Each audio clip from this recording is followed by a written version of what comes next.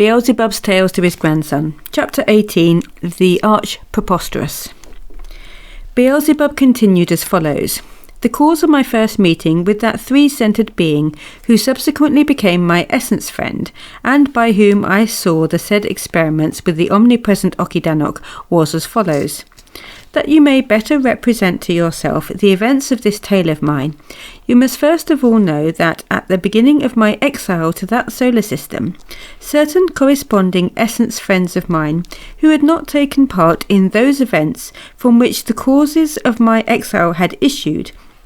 performed concerning my personality that sacred process which exists in the universe under the name of the sacred Venush-Litzvul. That is to say, concerning my personality, there was implanted in the presences of those three-brained beings by means of another sacred process called Askal-Nuazar, that which objective science defines by the notion, trust another like yourself. Well then, just after my arrival in that solar system, Ors, when I began visiting its various planets and first descended upon the surface of the planet Saturn, it turned out, in connection with the aforesaid, that one of the beings who had undergone the sacred action of Venush-Litzvul, regarding my person, was what is called there the Harara Ruri of all the three-centred beings arising and existing on the planet Saturn. On the planet Saturn, a being is called the Harara Ruri, who is the sole chief over all the other beings on the planet. Similar beings chiefs exist also on all the other planets upon which three-brained beings breed. They are differently named on different planets, and on your planet Earth, such a chief is called a king. The only difference is that while everywhere else, even on all the other planets of the same system, there is one such king for the whole of the given planet, on your peculiar planet Earth, there is a separate king for every accidentally segregated group of these favourites of yours, and sometimes even several. Well then, when I first descended on the surface of the planet Saturn and mingled with the three-centred beings there, it chanced that I had occasion the next day to meet the Harara Ruri himself of the planet Saturn, and during what is called our exchange of subjective opinions, he invited me to make his own Harhuri, that is, his own palace, the chief place of my existence during the whole of my sojourn on that planet. And this I did. So, my boy, when we were once talking simply according to the flow of what is called being associative mentation, and happened to touch upon the question, among other things, of the strange results actualized in the manifestations of the particularities of the omnipresent Okidanok, the venerable Harara Ruri of the planet Saturn first mentioned that one of his learned being's subjects by the name Harhark had recently devised for the elucidation of many of the previously unexplained properties of that cosmic substance an exceedingly interesting appliance which he called a Rahara, the chief demonstrating part of which he called a Harahara Tsaha. And further, he offered to make, if I wished, the necessary arrangements for showing me all these new inventions, and for giving me every possible explanation of them. The result of it all was that the following day, escorted by one of that venerable Harara Ruri's court, I went to the place of existence of that Gornahur Harhark, where I first saw these novel elucidatory experiments with the omnipresent Okidanok. Gornahur Harhark, who afterwards, as I have already told you, became my essence friend, was then considered one of the foremost scientists among the ordinary three-brained beings of the whole universe, and all his constatations, as well as the elucidatory apparatuses he had invented, were everywhere widespread, and other learned beings on the various planets were using them more and more.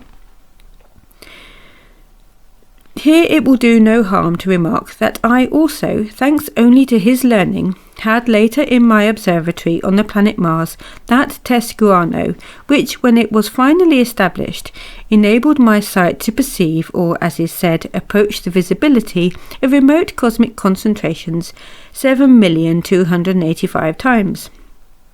Strictly speaking, it was owing to just this test guano that my observatory was afterwards considered one of the best constructions of its kind in the whole universe, and most important of all, it was by means of this test guano that I myself thereafter could, even while staying at home on the planet Mars, relatively easily see and observe the processes of the existence occurring on the surfaces of those parts of the other planets of that solar system, which, in accordance with what is called the common cosmic harmonious movement, could be perceived by being sight at the given moment. When Gornahor-Harhark was informed who we were and why we'd come, he approached us and forthwith, very amiably, began his explanations. Before beginning his explanations, I think it not inadvisable to warn you once and for all that all my conversations with various three-centered beings arising and existing on various planets of that system where I was obliged to exist for the sins of my youth, as for existence in the present case, the conversations with this Gornahor-Harhark, which I am now about to relate to you while we travel on the spaceship Karnak, all proceeded in dialects still quite unknown to you, and sometimes even, by the way, in such dialects, the consonances of which were quite indigestible for perception by normal being functions assigned for this purpose. And so, my boy, in view of all this, I shall not repeat those conversations word for word, but shall give you only their sense in our speech, continuing, of course, to employ those terms and specific names, or rather those consonances produced by what are called being vocal cords, which consonances are used by your favourites of the planet Earth, and which have now become for you, owing to continued repetition during my tales about them, habitual and easily perceived. Yes, it must be noticed here that the word Gornahor is used by the three-brained beings on the planet Saturn in courtesy. They utter it before the name of whom they are addressing. It is the same with your favourites on the planet Earth. They also have added to the name of every person the word Mr., or sometimes a whole meaningless phrase expressing the notion for which our Honourable Mulanasa Eddin has the following sentence, and namely he says, "Nevertheless, there's more reality in it than in the wiseacrings of an expert in monkey business." Well then, my boy,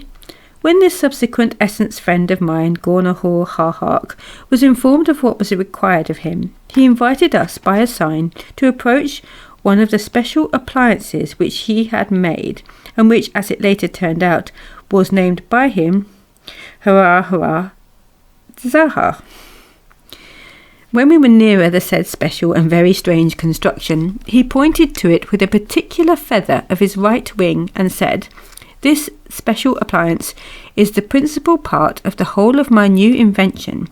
and it's just in this that the results are revealed and shown of almost all the peculiarities of the omnipresent world substance Okidanok." And pointing to all the other special appliances also present in the Kra, he added, "I succeeded in obtaining extremely important elucidations concerning the omnipresent and everywhere penetrating Okidanok, because thanks to all these separate special appliances of my invention, it became possible first to obtain all three fundamental parts of the omnipresent Okidanok from every kind of sur- and intraplanetary process, and then artificially to blend them into a whole, and secondly, also artificially, to disassociate them and elucidate the specific properties of each part separately in its manifestations." Having said this, he again pointed to the Hurrah Zahar and added that by means of the elucidating apparatus, not only can any ordinary being clearly understand the details of the properties of the three absolutely independent parts which in their manifestations have nothing in common, of the whole unique active element, the particularities of which are the chief cause of everything existing in the universe, but also any ordinary being can become categorically convinced that no results of any kind normally obtained from the processes occurring through these omnipresent world substance can ever be perceived by beings or sensed by them. Certain being functions, however, can perceive only those results of the said processes, which proceed for some reason or other abnormally on account of causes coming from without and issuing either from conscious sources or from accidental mechanical results. The part of Gornahor-Harhark's new invention, which he himself called the Hara-Hara-Zaha, and regarded as the most important, was in appearance very much like the Tirzikiano, or as your favourites would say, a huge electric lamp. The interior of this special structure was rather like a smallish room, with a door that could be hermetically closed. The walls of this original construction were made of a certain transparent material, the appearance of which reminded me of that which on your planet is called glass.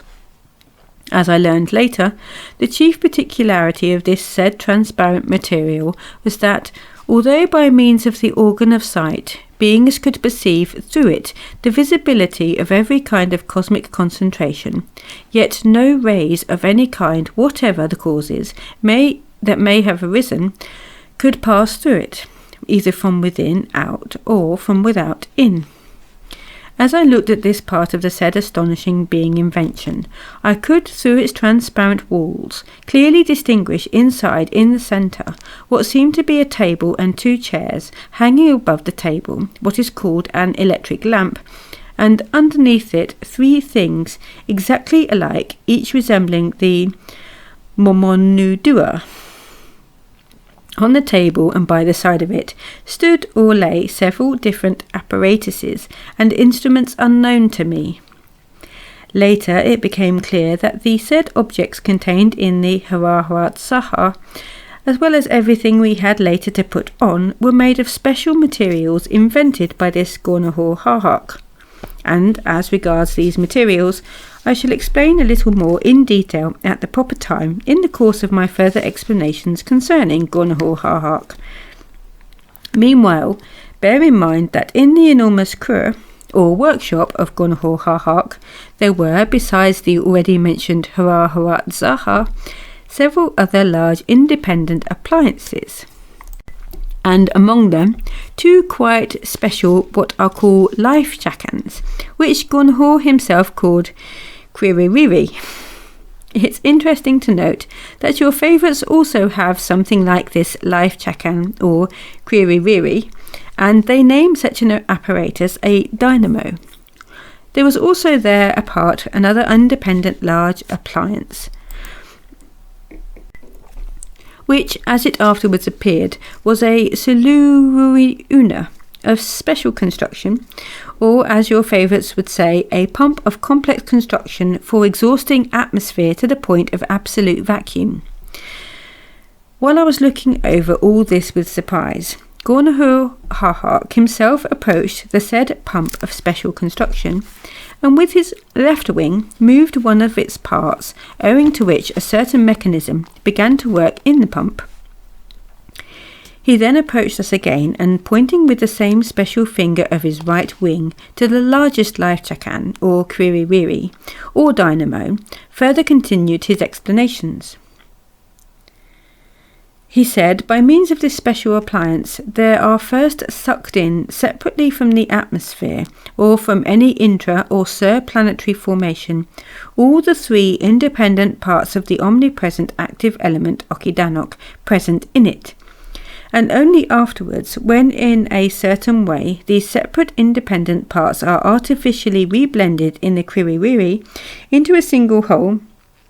does the Okidanok, now in its usual state, flow, and is it concentrated there in that container, saying which he again with the same special feather pointed to something very much like what is called a generator. And then from there, he said, Okidanok flows here into another Quiriri, or dynamo, where it undergoes the process of Jarklon. And each of its separate parts is concentrated there in those other containers, and this time he pointed to what resembled accumulators. And only then do I take from the secondary containers, by means of various artificial appliances, each active element of Okidanok separately from my elucidatory experiments. I shall first demonstrate to you, he continued, one of the results which occur when, for some reason or other, one of the active parts of the omnipresent Okidanok is absent during the process of their striving to reblend into a whole. At the present moment, this special construction contains a space which is indeed an absolute vacuum, obtained, it must be said, only owing firstly to the special construction of the suction pump, and to the materials of special quality of which the instruments are made, which alone make experiments possible in an absolute vacuum, and secondly to the properties and the strength of the material of which the walls of this part of my new invention are made. Having said this, he pulled another lever and again continued. Owing to the pulling of this lever, that process has begun in this vacuum, whereby in the separate parts of the omnipresent Okidanok there proceeds what is called the striving to reblend into a whole. But since intentionally by an able reason, in the present case myself, the participation of that third part of Okidanok, existing under the name of Paregerat Natius, is artificially excluded from the said process, then this process proceeds there just now between only two of its parts, namely between those two independent parts which science names anodnaceous and cathodnaceous, and in consequence, instead of the obligatory law-conformable results of the said process, that non-law-conformable result is now actualized, which exists under the denomination of the results of the process of the reciprocal destruction of two opposite forces, or, as ordinary beings express it, the cause of artificial light.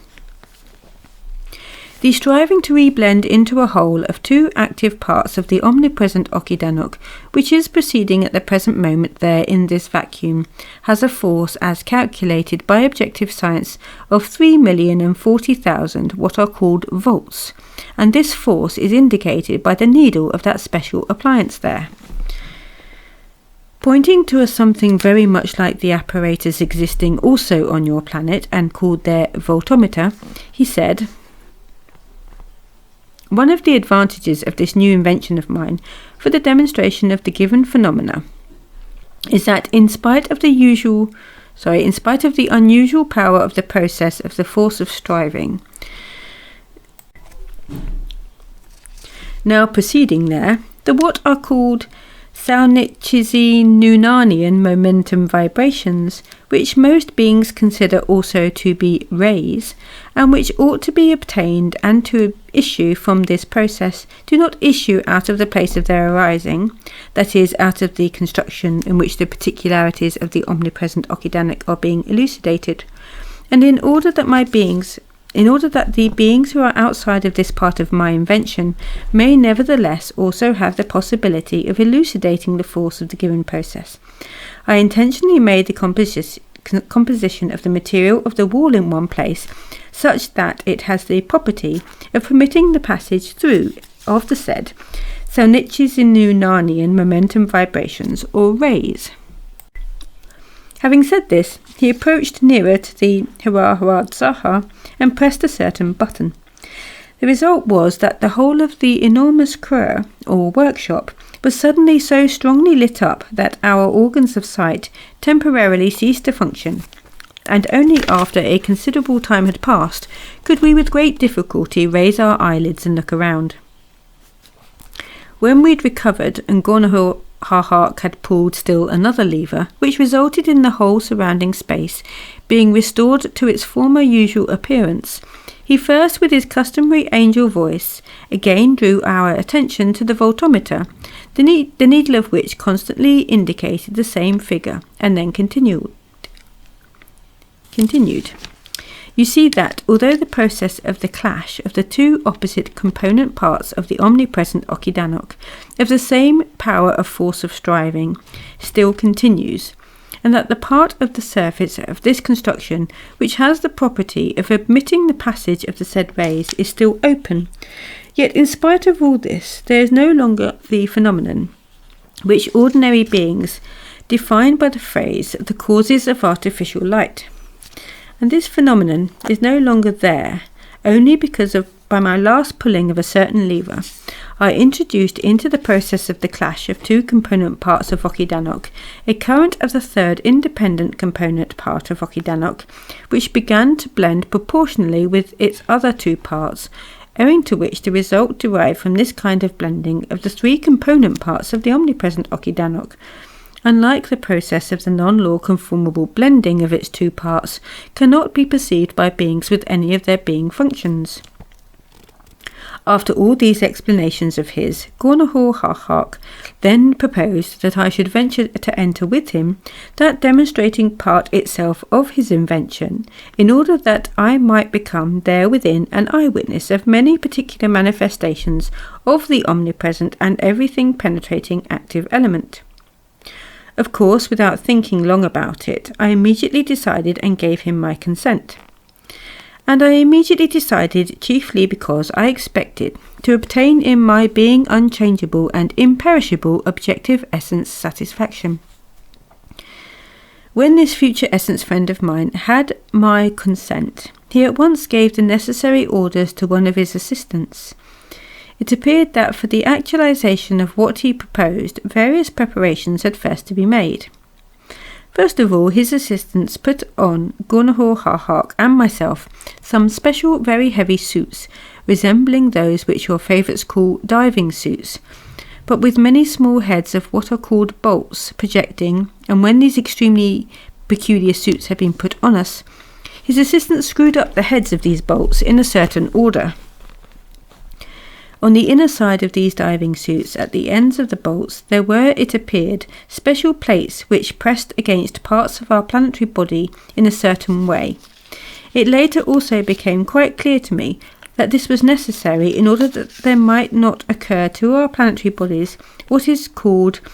tyrannuranura, or, as it might otherwise be said, in order that our planetary bodies should not fall to pieces, as usually occurs to sur- and interplanetary formations of every kind when they happen to come into an entirely atmosphereless space. In addition to these special units, they placed on our heads a something resembling what is called a diver's helmet, but with very complicated and what are called connectors projecting from them. One of these connectors, which was called the Hwa-Rin-Hwa, meaning sustainer of the pulsation, was something long like a rubber tube. One end of it, by means of complicated appliances on the helmet itself, was hermetically attached to the corresponding place of the helmet for the breathing organs, while the other end, after we had already entered that strange Hara-Zaha, was screwed to an apparatus there, which was connected in its turn with the space, the presence of which corresponded to the second being food. Between Gornahor and myself, there was also a special connector, through which we could easily communicate with each other while we were inside the Hara-Zaha, from which the atmosphere was pumped out to make a vacuum. One end of this connector also, by means of appliances that were on the helmets, was fitted in a certain way to what are called my organs of hearing and speech, and the other end was fitted to the same organs of Gornahor. Thus, by means of this connector, between my subsequent essence friend and myself, there was set up, as again your favourites would say, a peculiar telephone. Without this appliance we could not have communicated with each other in any way, chiefly because Gornahor was at that time still a being with a presence perfected only up to the state called the sacred Inkazano, and a being with such a presence not only cannot manifest himself in an absolutely empty space, but he cannot even exist in it, even though the products of all the three being foods he artificially introduced into him in such a space.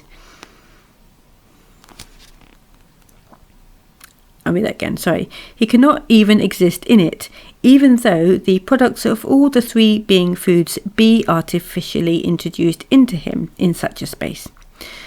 But the most curious, and as it is said, the most cunningly ingenious of all the connectors there for the various purposes on those strange diving suits and helmets,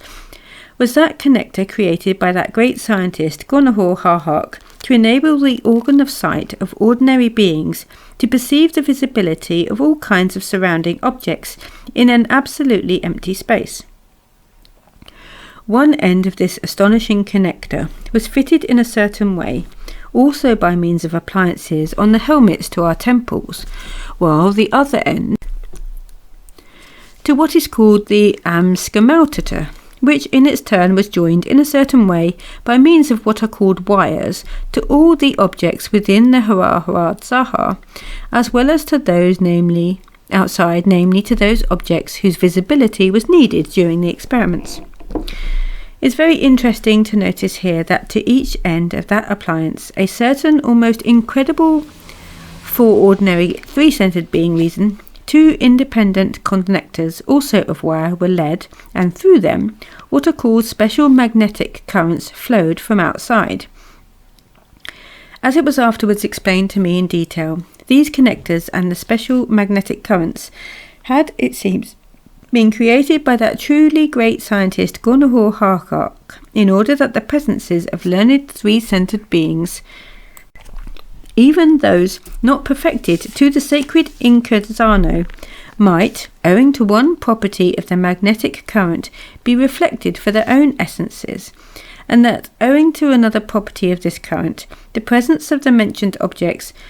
might also be reflected, so that thereby the perception of the reality of the said objects might be actualized by their imperfect organs of being sight, in a vacuum containing none of these factors or those results of various cosmic concentrations which have received such vibrations, from the actualization of which alone the functioning of any being organ whatsoever is possible. Having fitted upon us the said very heavy appliances for enabling beings to exist in a sphere not corresponding for them, the assistance of this then still great all-universal scientist Gonahor Harhark, with the help again of special appliances, carried us into the Hara-Hara-Zahar itself, and having screwed up all the free ends of the connectors projecting from us to the corresponding apparatuses in the Hara-Hara-Zahar itself, went out and hermetically closed behind them, the only way by which it was still possible, if at all, to have any communication with what is called the everything representing one world. When we were alone in the Hara-Hara-Zahar itself, Gonahor Harhark, after turning one of what are called switches there, said, "The work of the pump has already begun, and soon it will have pumped out all the results here without exception of those cosmic processes, whatever they may be, the totality of the results of which is the basis and significance, as well as the process itself, of the maintenance of all the existence of everything existing in the whole of this everything representing one world." And he added in a half sarcastic tone, "Soon we shall be absolutely isolated from everything existing and functioning in the whole of the universe, but on the other hand, owing firstly to my new invention, and secondly to the knowledge that we have already attained for ourselves, we have not only now the possibility of returning to the said world to become again a particle of all that exists,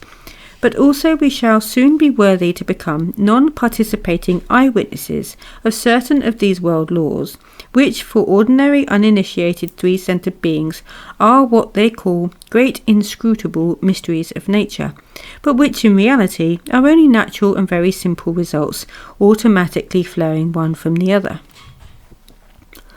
While he was speaking, one could feel that this pump, another also very important part of the whole of his new invention, was perfectly actualizing the work assigned to it by this being with reason,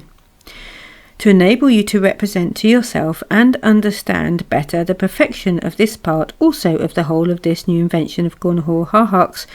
I must not fail to tell you also about the following. Although I personally, as a three-brained being, also had had occasion many times before, owing to certain quite particular reasons, to be in atmosphereless spaces, and had had to exist sometimes for a long time by means of the sacred Preposterous alone, and although from frequent repetition, a habit had been acquired in my presence of moving from one sphere to another gradually and almost without feeling any inconvenience from the change in the presence of the second being food, occurring with the change of the presences of the cosmic substances undergoing transformation, which are always around both large and small cosmic concentrations, and also, although the causes themselves of my arising and the subsequent process of my being existence were arranged in an entirely special way, in consequence of which the various being functions contained within my common presence had perforce gradually become also special.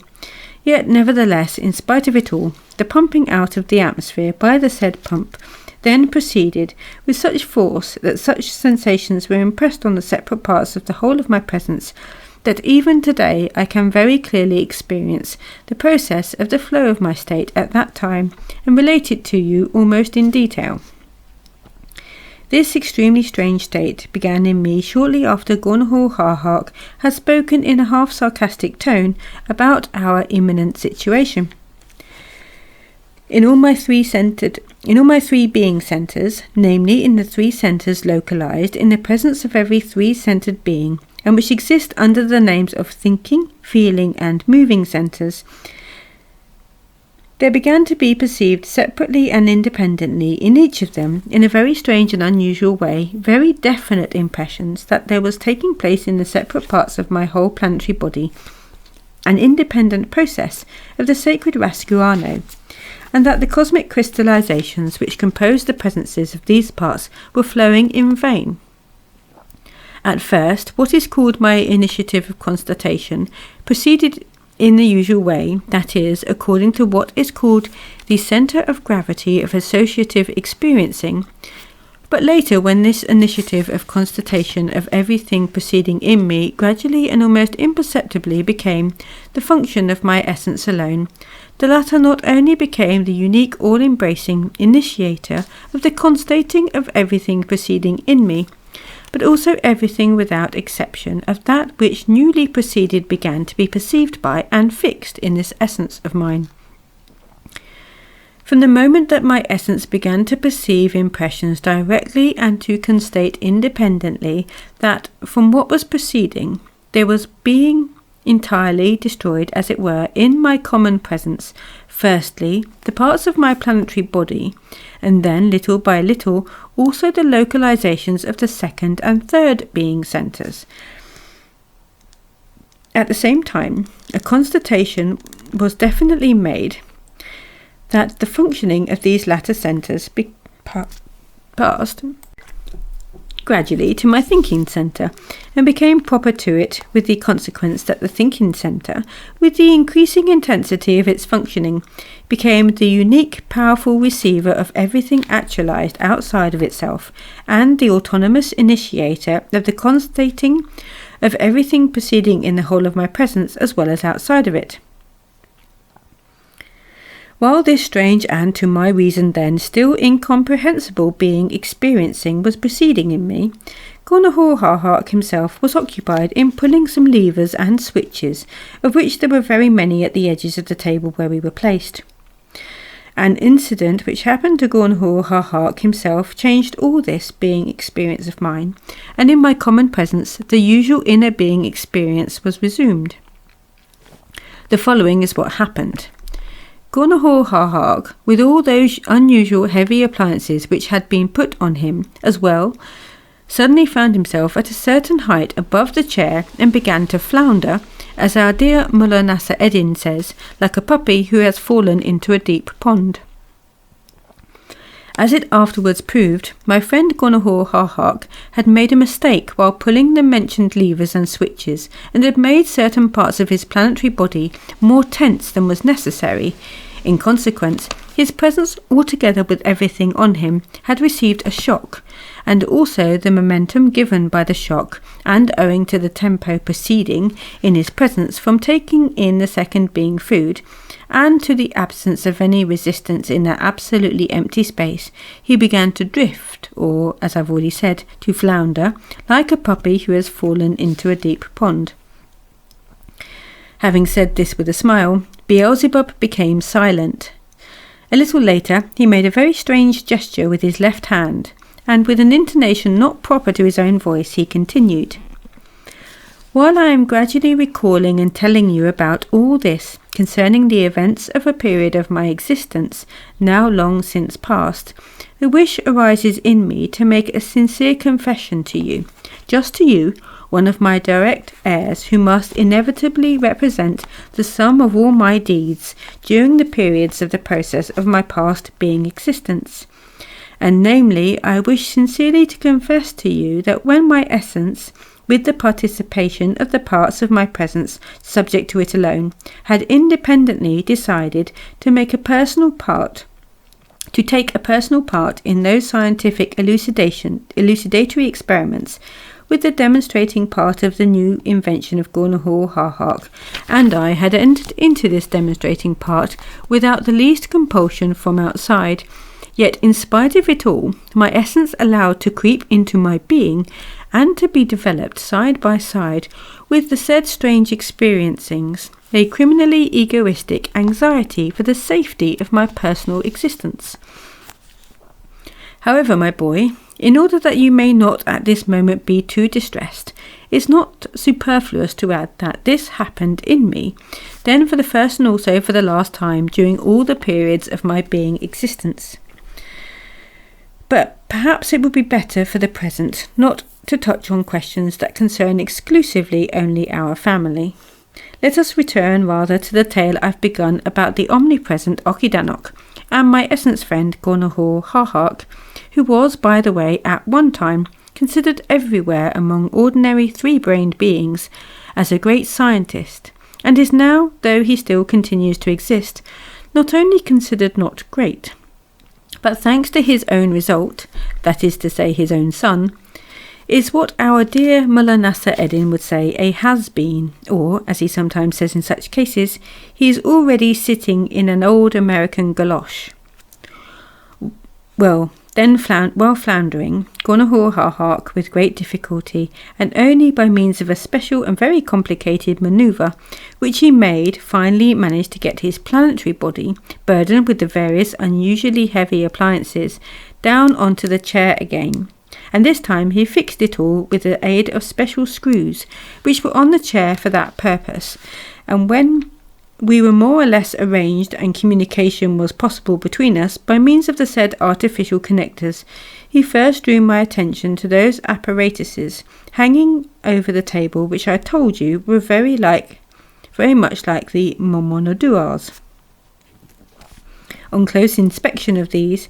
all these were alike in appearance and served as three identical sockets, from the ends of each of which carbon candles projected, such as are usually to be found in the apparatuses which your favourites call electric arc lamps. Having drawn my attention to these three socket-like momonoduars, he said, "Each of these externally similar apparatuses has a direct connection with those secondary containers which I pointed out to you while we were still outside, and in which, after the artificial jarklum, each of the active parts of the Okidanok collects into a general mass. I've adapted these three independent apparatuses in such a way that there in this absolutely empty space we can obtain from those secondary containers for the required experiment as much as we wish of every active part of the Okidanok in a pure state. And also we can at will change the force of the striving to reblend into a whole which is acquired in them, and which is proper to them according to the degree of density of the concentration of the mass. And here, within this absolutely empty space, I shall first of all show you that same non-law conformable phenomenon which we recently observed while we were outside the place where it proceeded.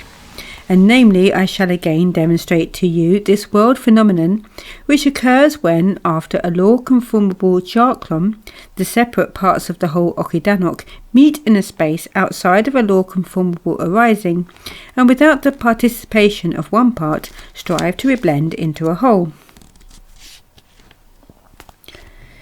Having said this, he first closed that part of the surface of the Haraharatzaha, the composition of which had the property of allowing rays to pass through it.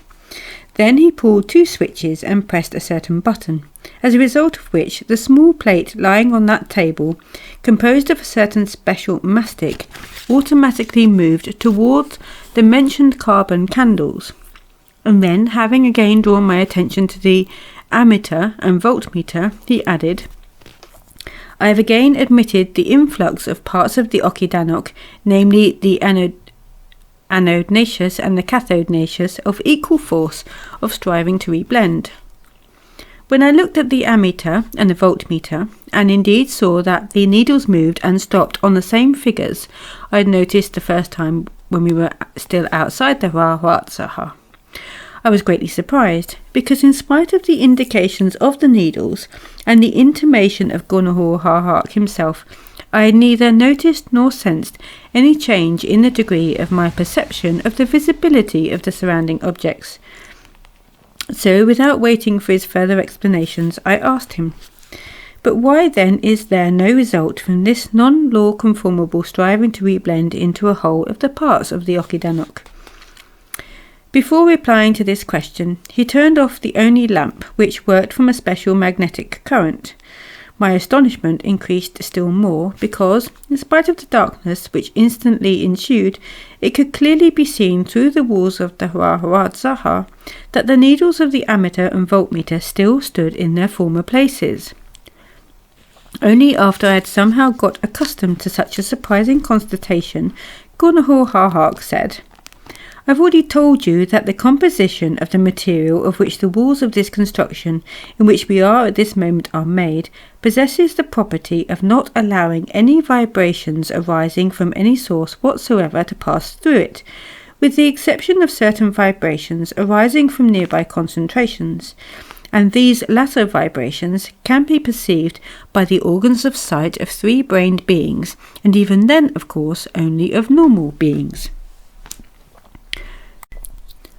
Furthermore, according to the law called heteratogata, the Saunich's in Lunarian momentum vibrations, or rays, acquire the property of acting on the organs of perception of beings only after they have passed a limit defined by science in the following formula. The result of the manifestation is proportionate to the force of striving received from the shock. And so, as the given process of the clash of the two parts of the Okidanok has the strength of great power, the results of the clash is manifested much further than the place of its arising. Now, look. Having said this, he pressed some other button, and suddenly the whole interior of the Haraharatzaha was filled with the same blinding light which, as I've already told you, I experienced when I was outside the Haraharatzaha. It appeared that the said light was obtained because, by pressing this button, Gunahor Harhark had again opened that part of the wall of the Haraharatzaha which had the property of permitting rays to pass through it. As he explained further, the light was only a consequence of the result of the striving to reblend into a whole of the parts of the Okidanok proceeding in that absolutely empty space within the Haraharatzaha, and manifested owing to what is called reflection from outside back to the place of its arising. After this he continued as follows. I shall now demonstrate to you how and by what combinations of the processes of Jarklon and of the striving to reblend into a whole of the active parts of the Okidanok there arise in planets from what are called the minerals which compose their interior presence definite formations of varying densities, as for instance mineraloids, gases, metalloids, metals, and so on. How these latter are afterwards transformed owing to these same factors one into another, and how the vibrations flowing from these transformations constitute just that totality of vibrations which gives the planets themselves the possibility of stability in the process called the common system harmonious movement. For my proposed demonstrating, I must obtain, as I always do, the necessary materials from outside, which my pupils will give me by means of appliances which I have prearranged. It's interesting to remark that while he was speaking, he was at the same time tapping with his left foot on a certain something, which much like your favourites call the famous Morse transmission apparatus, famous because it's said, of course, only on the planet Earth. And a little later, there slowly ascended from the lower part of the Hararatzaha a small something like a box, also with transparent walls, within which, as it proved later, were certain minerals, metalloids, metals, and various gases in liquid and solid states. Then, with the aid of various appliances which were at one side of the table, he first of all, with complicated manipulation, took out from the box some what is called red copper, and placed it on the mentioned plate, and then said, "This metal is a definite planetary crystallization, and is one of the densities required for the said stability in the process called the common system harmonious movement. It's a formation from preceding processes of the action of the parts of the omnipresent Okidanok, and at the present moment I wish to allow the subsequent transformation of this metal to proceed artificially and acceleratedly by means of the peculiarities of the same factors. I wish to aid artificially the evolution and involution of its elements towards a greater density, or, on the contrary, towards their transformation back to a primal state. To make the pictures of the further elucidatory experiments clearer to you, I find I must first inform you, even if only briefly, of my first personal scientific deductions concerning the evidence of the causes and conditions owing to which there proceeds, in the planets themselves, the crystallizing of separate parts of the Okidanok in these or the other said definite formations.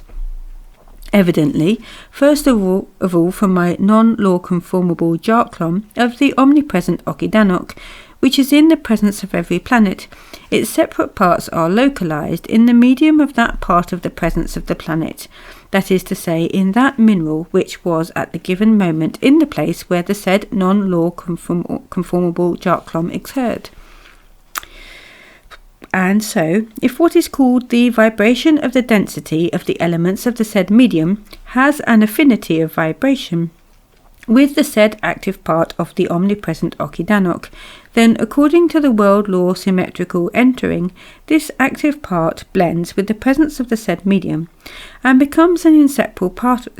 part of it. And from that moment, the given parts of the omnipresent Okidanok begin, together with the said elements of the said medium, to represent the corresponding densities required in planets, that is to say, various kinds of metalloids or even metals, as for instance the metal I have placed in this sphere, and in which there will proceed artificially at this moment, at my wish, the action of striving to reblend into a whole of the parts of the Okidanok, and which metal, as I've already said, exists under the name of red copper. And further, having arisen in the planets in this way, the said various metalloids and metals then begin, according to the common universal law called reciprocal feeding of everything existing, as it's generally proper to the arisings of every kind in which Okidanok or any of its active parts participates, to radiate from their presences the results of their inner interchange of substances. And as is proper to radiations of every kind issuing from and interplanetary formations that have acquired in their vibrations the property of Okidanok or of its active parts, and which are in what is called the centre of gravity of every such said formation, the radiations of these metalloids and metals possess properties almost similar to the properties of Okidanok itself, or of one or another of its active parts. When the said masses of different densities that have thus arisen in planets under normal surrounding conditions radiate from their common presences the vibrations required for the said world law of reciprocal feeding of everything existing, then among these vibrations of various properties there is established, owing to the fundamental world law termedecf, a reciprocally acting contact. And the result of this contact is the chief factor in the gradual change of the various densities in planets. My observations over many years have almost fully convinced me that it's owing only to the said contact that its results that there is actualized the stability of harmonious equilibrium of planets. This metal red copper, which I've placed in the sphere of my proposed artificial actualization of the action of the active parts of the Okidanok, has at this moment what is called a specific density. Reckoning from the unit of density of the sacred element Theomermalogos of 444, that is to say, the atom of this metal was 444 times more dense and as much less vivifying than the atom of the sacred Theomermalogos. Now see in what order it artificially accelerated transformations will proceed. Having said this, he first fixed before my organ of sight the automatically moving Tescuano, and then turned on and off various switches in a certain sequence, and as I looked through the Tescuano, he explained to me as follows. At the moment I admit the influx of all three parts of Okidanok into the sphere containing this metal, and as all three parts have the same density, and hence the same force of striving, they reblend into a whole in this sphere without changing anything in the presence of the metal, and the omnipresent Okidanok thus obtained flows in its usual state through a special connection out of the Hararatsaha, and is reconcentrated in the first container which you've already seen. Now look, I deliberately increase the force of striving of only one of the active parts of the Okidanok. For example, I increase the force called cathodnaceous. In consequence of this, you see that the elements composing the presence of that red copper begin to evolve towards the quality of the substances that compose the ordinary presences of planets. And as he explained this, he at the same time turned on and off various switches in a certain sequence. Although, my boy, I then looked very attentively at everything preceding, and everything I saw was impressed in my essence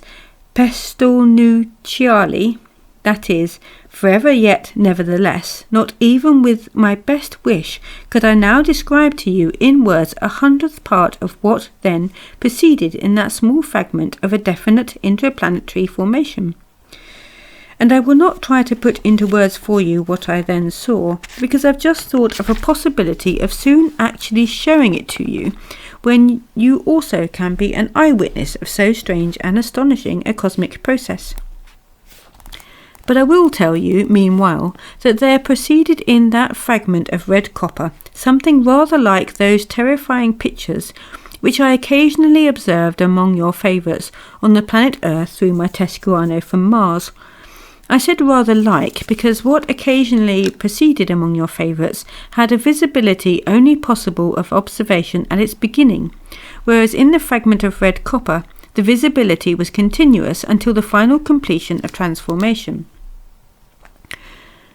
A rough parallel can be drawn between the occasional proceedings on your planet and the proceedings then in that small fragment of copper. If you imagine yourself high up and looking down upon a large public square where thousands of your favourites, seized with the most intense form of their chief psychosis, are destroying each other's existence by all kinds of means invented by them themselves, and that in their places there immediately appear what are called their corpses, which, owing to the outrages done to them by the beings who are not yet destroyed, change colour very perceptibly, as a result of which the general visibility of the surface of the said large square is gradually changed. Then, my boy, this subsequent essence friend of mine, Gornahor Harhark, by means of switching on and off. Then, my boy, this subsequent essence friend of mine, Gornahor Harhark, by means of switching on and off the influx of the three active parts of the Okidanok, and changing their force of striving, also changed the density of the elements of the said metal, and thereby transformed the red copper into all the other also definite interplanetary metals of lower or higher degree of vivifyingness.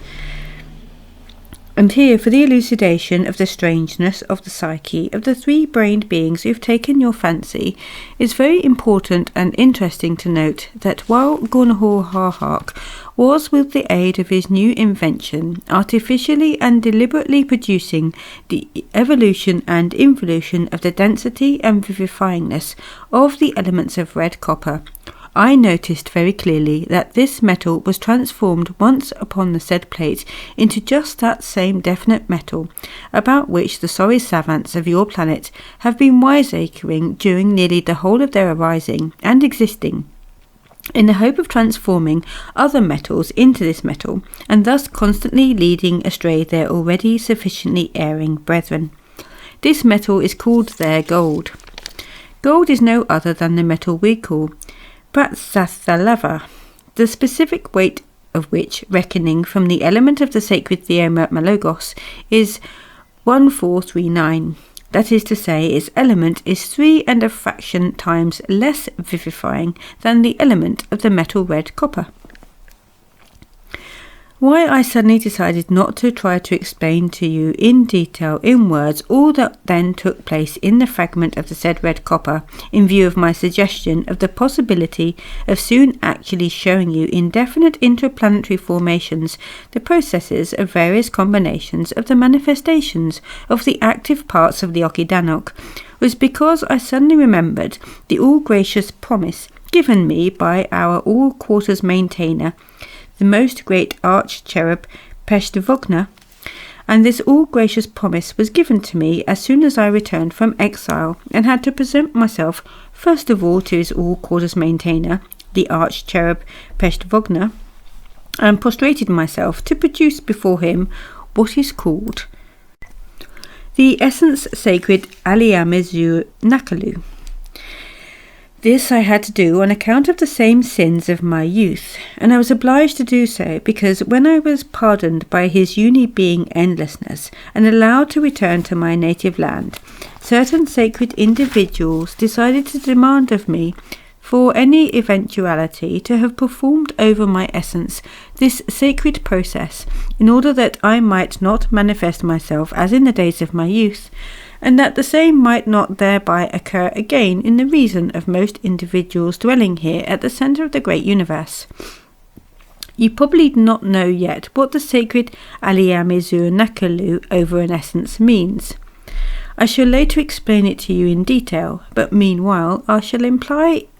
shall simply use the words of our dear Mulanasa Eddin,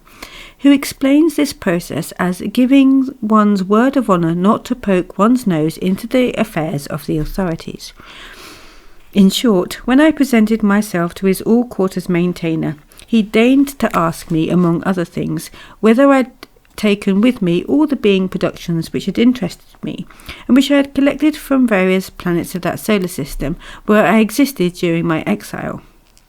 I replied that I had taken almost everything except those cumbersome apparatuses which my friend Gornahor Harhark had constructed for me on the planet Mars. He at once promised to give orders that everything I should indicate should be taken at the first opportunity on the next trip of the spaceship Omnipresent. That is why I hope, my boy, that everything necessary will be brought to our planet Karatus, so that when we return there, you'll be able to see it with your own eyes, and I shall be able to explain everything in detail practically. And meanwhile, during our travelling here on the spaceship Karnak, I shall, as I've already promised to you, to tell you in their order about my descents there to your planet, and also about the causes of what is called my appearances there in person.